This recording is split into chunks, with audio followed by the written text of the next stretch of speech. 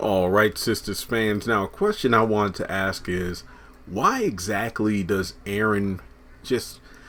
We talk about Gary and the fact that 1 minute he rolls out a surprise to wedding with Andy, then the next moment doesn't want to have sex, that same night to be exact, and now all of a sudden he's in bed with another woman, and it just begs the question of what the hell's going on.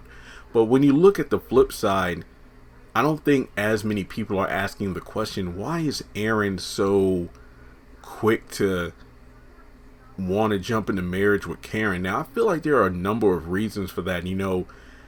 At first glance, it seems like it's mainly to lift the rule of celibacy. It's like, well, hey, Karen, I mean, if me and you are married, then having sex wouldn't be a problem. But if you look at Aaron, especially season 2 Aaron, because for the most part, he didn't do much mainly in the back half, but during that first half, he was still in mourning after, his ex-wife, in season 1, got a divorce, ex-wife was creeping on Karen, and then she eventually killed herself, and then her family got wild on Karen, but he would distraught anytime he showed up to Karen. He was drunk, he was ready, willing, and wanting sex more than anything, but Karen put it aside because it's like she knew it was a place of grief that Aaron kept begging from to have sex. I mean, hell, he even did it in season 3 and came over drunk, got naked for nothing, and she was like, put that away, baby, let me give you some coffee.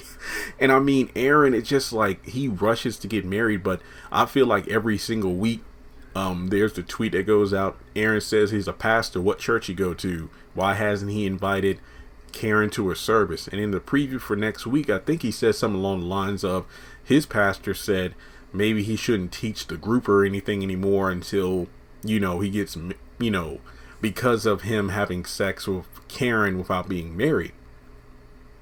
And it seems like he has somewhat of an agenda because he gets a divorce. And then a few days later, when him and Karen got together at first, it's like, no, we can't have sex because we're not married. And then they say practice celibacy. And then he just kind of playfully hints of, well, if we were married or if we're this.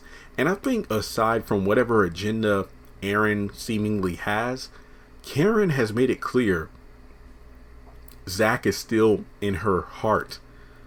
And yet he's still plugging the marriage card. And for whatever reason, I feel like, and he's even said he's been trying to prove to be more of a man or more of a place within Karen's heart than Zach. And it's like, it's almost as if he has something to prove, but I don't know if this is a male ego thing or if he really does care for Karen and as a result wants to express his love for her by getting married, which honestly doesn't make a lot of sense because I feel like, let's say hypothetically, if she and Aaron agree to get married, the girls might look at it like, oh wow, so you wouldn't stand there and support Andy at her wedding, yet here you are getting randomly married to this guy who, got out of the divorce, his ex-wife went crazy, that side of the family came after you.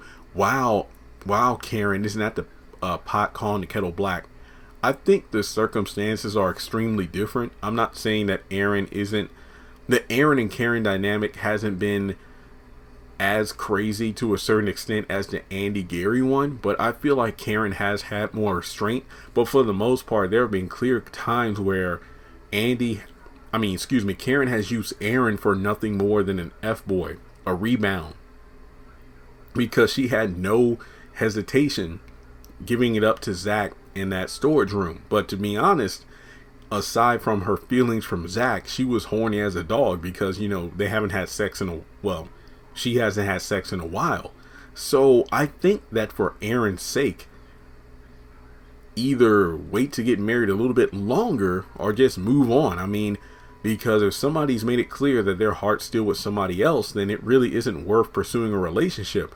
And, we talk about how Fatima is wary of giving her heart and giving her all to Zach, but at least they aren't mentioning marriage. Here we are with Aaron, who just like, let's get married. But at the end of the day, at first glance, it's probably just due to the sex thing, but then also the fact that how do we know? We honestly don't know the full story about him and his ex-wife. We just know the fact that she cheated. That was a huge no-no. And as a result, he wanted an immediate divorce. I mean, apparently they had kids, but Tyler Perry was smart with that storyline because he's like, the family just wanted the kids, the house and whatnot. So I just let them have it. So that way, if they never showed up again, we wouldn't question it because it was cleverly written off.